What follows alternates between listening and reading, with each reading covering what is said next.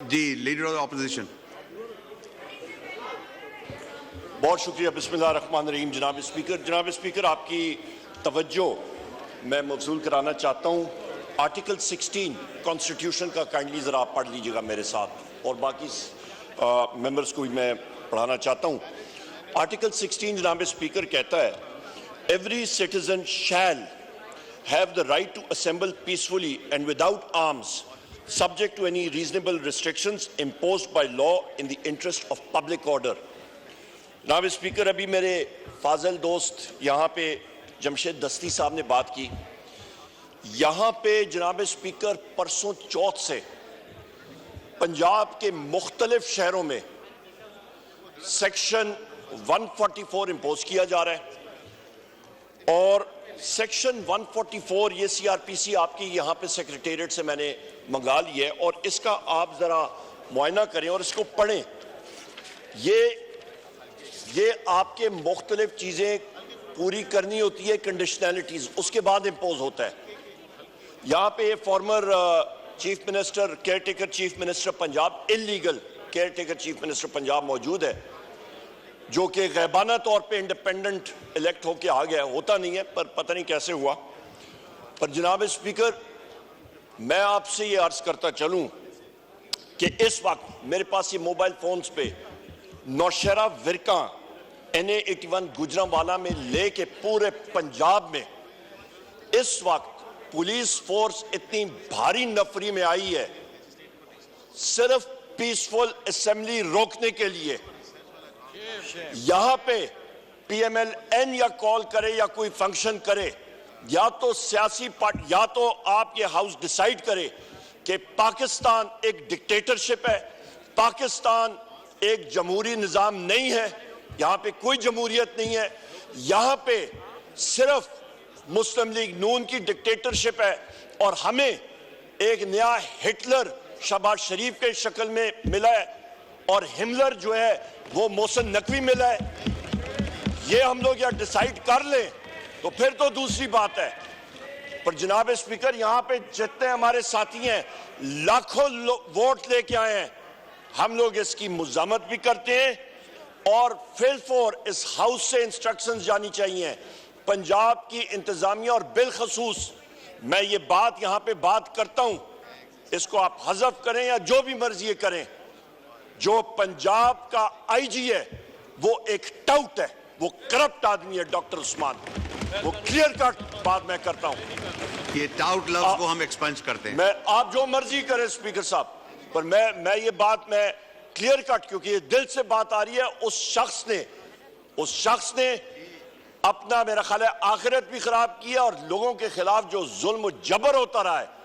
Punjab police एक police force नहीं रही है, वो पुलिस फोर्स से मर्सनरी फोर्स में डॉक्टर उस्मान और इस शख्स मोहसिन नकवी के किए हुए करतूत की वजह से बनी है।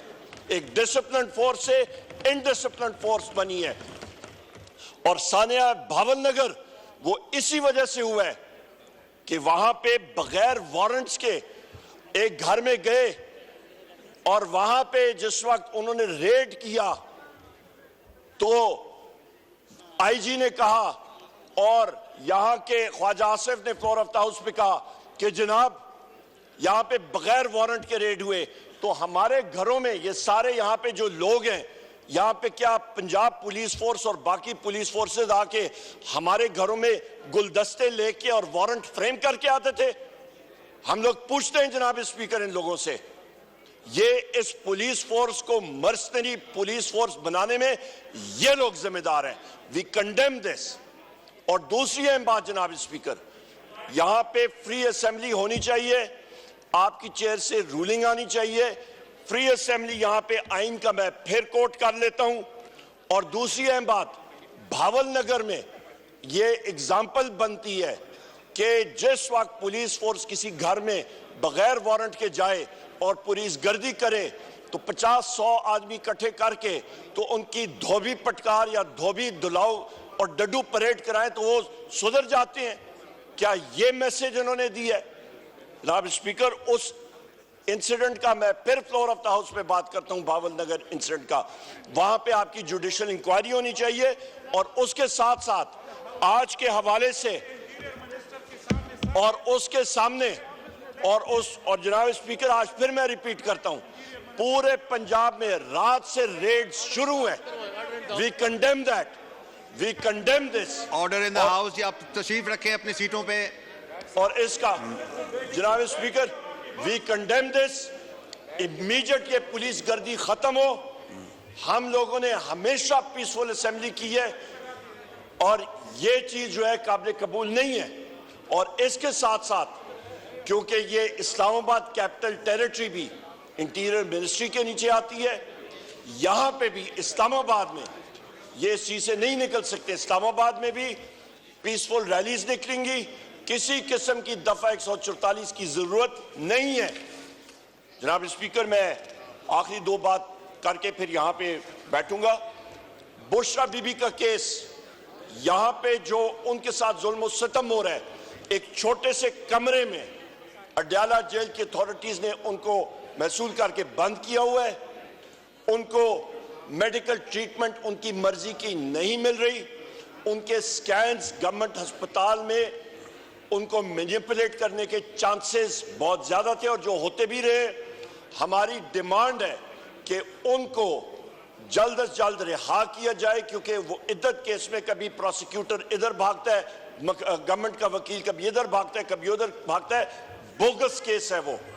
और जनाब स्पीकर, उनको medical facilities, medical scan private अस्पताल से, शौकत खानम से और शौकत खानम के डॉक्टर से उनको मुहैया की जाए, क्योंकि हमें ये गवर्नमेंट के अस्पताल के डॉक्टर्स और इनके स्कैन्स पे बिल्कुल हमें भरोसा नहीं है, क्योंकि ये मैनिपुलेट होते हैं। जिस तरह के प्लेटलेट्स नीचे से एजेंसीज ने उस वक्त भी मैनिपुलेट किए थे। जनाब वाला, मैं आखिर में आपसे ये रूलिंग एक बार फिर चाहूंगा, आपसे एक क्लियर कट रूलिंग आनी चाहिए कि पंजाब गवर्नमेंट को और यहां पे फेडरल गवर्नमेंट को पाकिस्तान तहरीक इंसाफ के लोगों को दीवार से लगाने की कोई जरूरत नहीं है। हम लोग यहां पे ठीक ठाक तादाद में मौजूद हैं। हम लोग मुहिब वतन लोग हैं। 3 करोड़ लोगों ने पाकिस्तान तहरीक इंसाफ को वोट दी है। ये हुकूमत फॉर्म 47 की बैसाखियों पे आई है और ये ऐसी चीजें 2 मिनट में तब्दील हो जाती हैं। जनाब स्पीकर, जिंदगी का और हुकूमत चेंजेस का, मौत का कोई पता नहीं लगता, वक्त आने जाने में कोई चीज नहीं। जनाब स्पीकर, मैं इसीलिए आपका गुजारिश करूंगा कि प्लीज आपकी क्लियर कट फॉर डेमोक्रेसी ये रूलिंग जो है ये क्लियर कट है। अभी जमशेद दस्ती साहब ने बात की थी, यहाँ ये जमशेद दस्ती साहब यहाँ पे मौजूद हैं, यहाँ पे हमारे मुख्तलिफ साथी सारे पंजाब के मौजूद हैं। उनके हलकों में अभी ये जब जाएंगे तो इनके पीछे जनाब स्पीकर अरेस्ट के लिए पुलिस तैयार होगी। लिहाजा डिग्निटी ऑफ द हाउस आपने प्रोटेक्ट करना है। बहुत शुक्रिया जनाब स्पीकर।